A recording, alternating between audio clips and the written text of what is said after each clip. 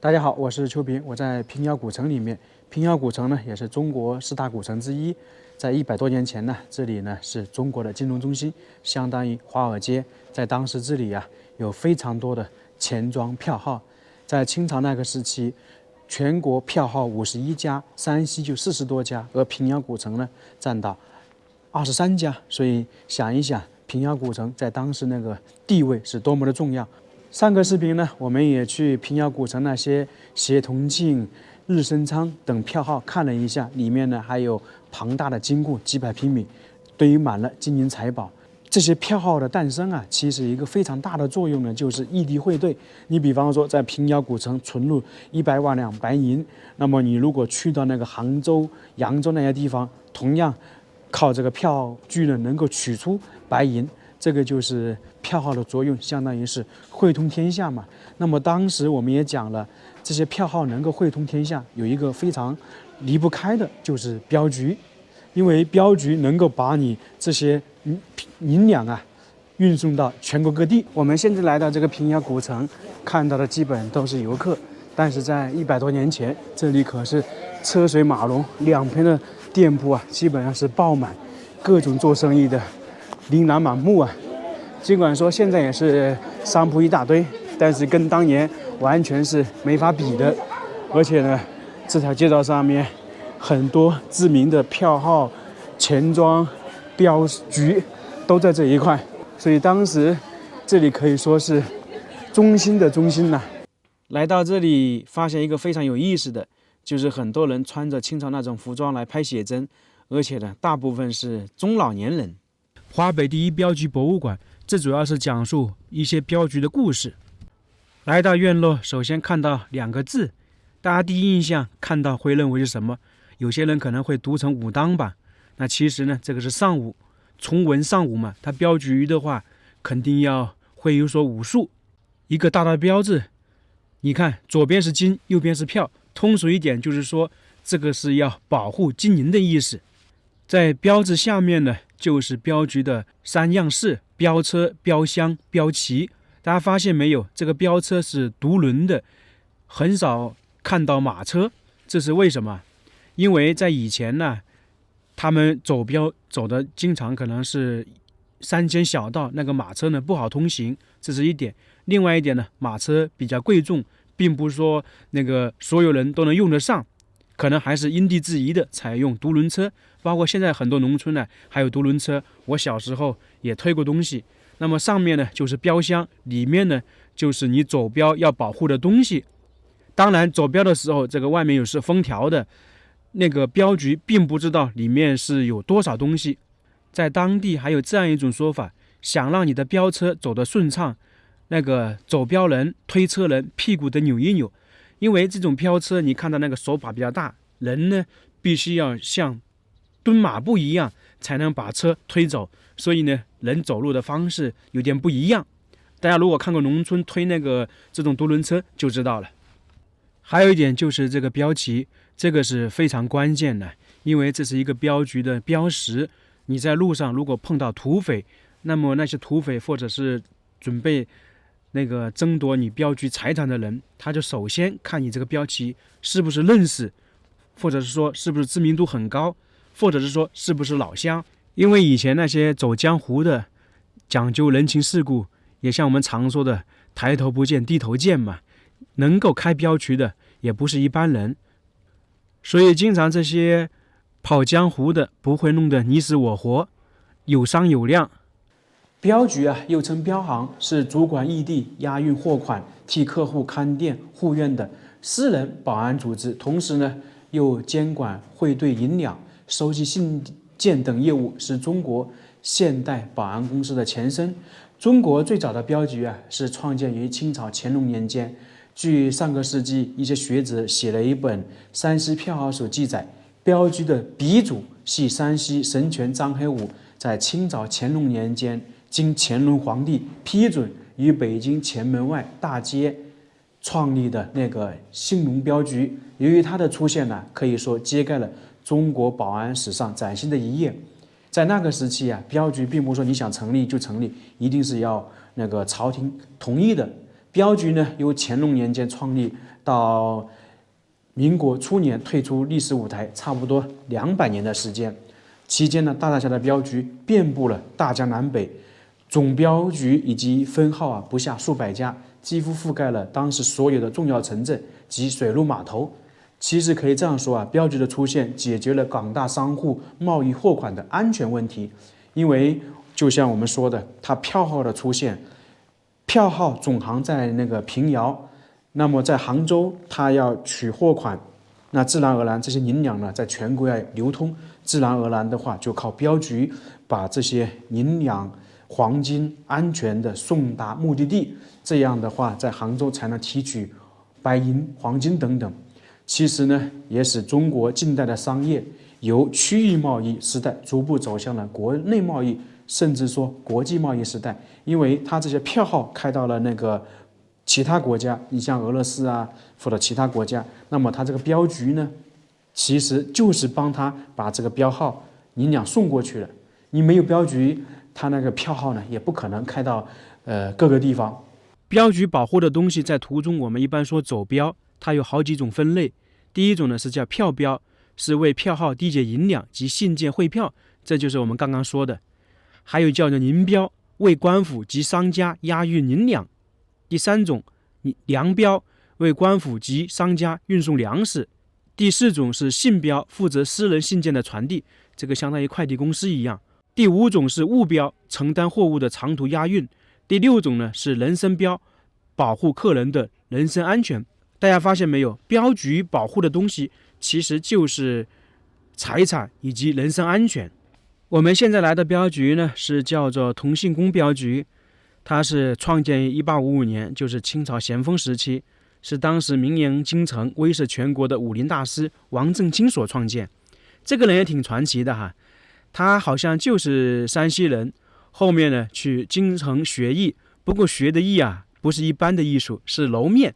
因为大家都知道北方做面比较出名，而且他又山西人，所以去北京学习了一段时间，后面可能又回来了，他那个揉面有点基础嘛，所以呢就是学武艺，最终呢创建了这个镖局。这个同信宫镖局在创建之初就闻名全国，成为当时最著名的镖局之一。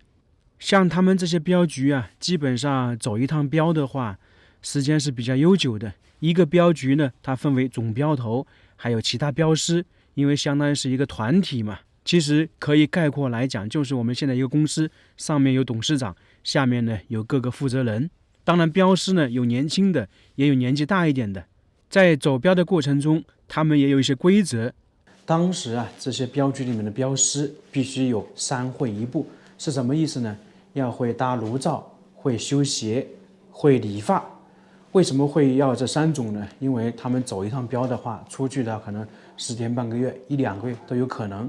如果去到那些北方地广人稀，很多地方呢是没有旅店的，也没有那个餐馆，所以他们就自己搭炉灶，自己做饭。会修鞋的话，就是说走得远这个路不好走，鞋破了，没有店铺的话，也是要自己修鞋、理发，同样是这个道理。不洗脸是这个意思，就是他出门洗一次脸，回来洗一次脸，中间护镖的时候是不洗脸的。为什么这样？因为山西这边属于黄土高原嘛，他们如果往北走的话，那个天气环境比较差，他呢如果每天洗脸的话，这个皮肤呢很容易弄破、吹破，所以呢对身体不好，那从而呢就不洗脸。那还有一点呢，他们护镖走镖呢有3不住，就是新开的店不住，易主之店不住，仓家之店不住。新开的店因为是摸不它的底细不敢住。易主呢也是一样的，3不离：武器不离身，衣服不离身，车马不离院，就是随时随地要防止意外发生。如果有意外的话，马上能处理。那么住店呢，它还有3要，先要看有无有异象，就是看有没有什么不对的情况。还有呢，要看有无异风，就是店外要巡视一遍，看看呢是否有人跟踪。同时呢，要看有无异味，就是厨房要检查一遍，看看呢有没有被投毒等等。因为镖局它护送的不管是银两、票据还是粮食以及客镖，这个最重要的是要安全到达目的地，中间呢可能会遇到很多意外，所以呢他就那个随时随地啊要保证这个不出意外。我们经常在影视剧当中可以看到，镖局走镖的时候，如果碰到土匪，那基本上马上就打起来了。真实情况可不是这样的。如果双方遇到的话，镖局和土匪是有好几轮交涉的，迫不得已才会动手。第一轮交涉就是镖局先表明身份，我是哪个镖局，我的总镖头是谁，我是哪里人。那么这个土匪呢，就看看情况，如果认识，或者是说是老乡，那么就放开，各走各家。这是第一轮交涉。第二轮交涉呢，双方一报身份的话不认识，那么这个土匪想继续劫你这个镖，那么这个镖局的镖师呢，他们传递强硬一点，把那个武器或者表演一下武术，你们这么点人抢不了我的。这还不行的话，那么第三轮那基本上才是真正的要对打了，要进行搏斗了。那这个时候并不是说你死我活，而是要点到为止。因为土匪也好，还是那个镖师也好，他们呢都算是走江湖，抬头不见低头见，而且呢镖局呢是长期要图安全，他可能经常走这条路。如果他把土匪伤了，那么就会结仇。那反过来，土匪把镖师打败了，抢走他的镖之后，自然而然这个镖局呢就要赔偿东家的损失。赔偿完之后，这个镖局就会找这个土匪算账。这个时候呢，可能这个镖局呢就全员出动，另外呢联合一些其他的镖局一起去找这个土匪的麻烦。因为这个土匪今天抢了这个镖局，明天很有可能就抢那个镖局，所以很多镖局就会联合起来。这个在当年北京的时候就出现这样的一个例子，有一伙土匪呢把北京的镖局抢走之后，后面这个镖局呢就报仇，把那个土匪处理了。像一些比较有名的镖局或者实力比较强大的镖局，一般土匪的话是不敢去抢的。你像现在我们来的这个镖局啊，它在当时是非常知名，而且呢不一般，跟慈禧都有联系，算是保卫过慈禧，以及呢保卫过慈禧的银两。大家看看这个牌匾，写的是奉旨义序，奉旨明显是跟皇家有关的，它是慈禧念他们家族有功，给了他们家黄马褂，并赐匾奉旨义序。当然这几个字不是慈禧写的，应该是当时的山西巡抚写的，不过呢也是慈禧下令的，就跟乔家大院一样的。那么为什么慈禧会给他这个呢？我们来说一说。这是1900年，当时有个八国联军侵伐嘛，慈禧太后和光绪呢两宫西逃，来到平遥这里呢清点到底还剩多少银两，结果一清点呢剩下大概是97万两白银。那这个时候呢，他们慈禧那边本身已经没有多大能力把这个白银能够一路护送西行呢，那就问这边有没有谁能够做这件事情。结果呢，这个镖局啊，他就说我来操作。最终呢，他就把这90多万两白银平安的送到了西安。